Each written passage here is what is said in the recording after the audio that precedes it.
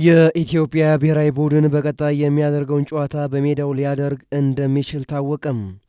የኢትዮጵያ ብሔራዊ ቡድን ለአፍሪካ ዋንጫ ምድብ ድልድል ውስጥ ለመግባት ከሳኦ ቶሜና ፕሪንሲፔ ጋር የሚያደርገውን ቅድመ ማጣሪያ ጨዋታ በባህር ዳር ዓለም አቀፍ ስታዲየም ሊያደርግ እንደሚችል ብስራት ራዲዮ ለጉዳዩ ቅርብ ከሆኑ ሰዎች ሰምቷል። የኢትዮጵያ ብሔራዊ ቡድንን ከስደት ይታደጋል ተብሎ ብዙ ተስፋ የተጣለበት የባህር ዳር ዓለም አቀፍ ስታዲየም ከባለፉት 2 ዓመት ወዲህ እድሳት ሲደረግለት ከቆየ በኋላ አሁን ላይ ወደ መገባደጃው ደርሷል።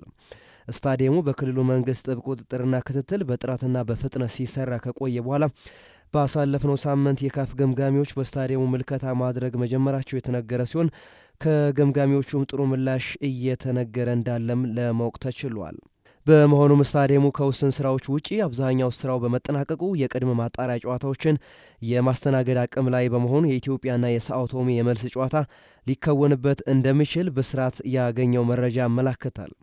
ዋሊያዎቹ የመጀመሪያ ጨዋታቸውን የፊታችን መጋቢት 16 ፕሪንሲፔ ከተማ ላይ ከሳኦ ቶሜ ፕሪንሲፔ ጋር የሚያደርጉ ሲሆን የመልሱን ጨዋታ ደግሞ ከአንድ ሳምንት በኋላ መጋቢት 22 የሚደረግ ይሆናል። ይህ ጨዋታ ባህር ዳር ላይ ሊደረግ የሚችልበት እድልም እየሰፋ መጥቷል።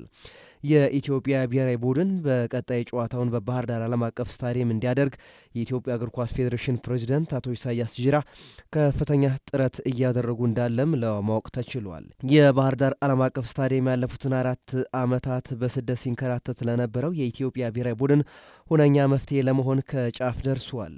ኢትዮጵያ ይህንን ጨዋታ የምታደርገው በወቅታዊው የፊፋ የሀገራት ደረጃ ዝቅተኛ ከሆኑት 12 ሀገራት ተርታ በመመደቧ እንደሆነ የሚታወቅ ነው።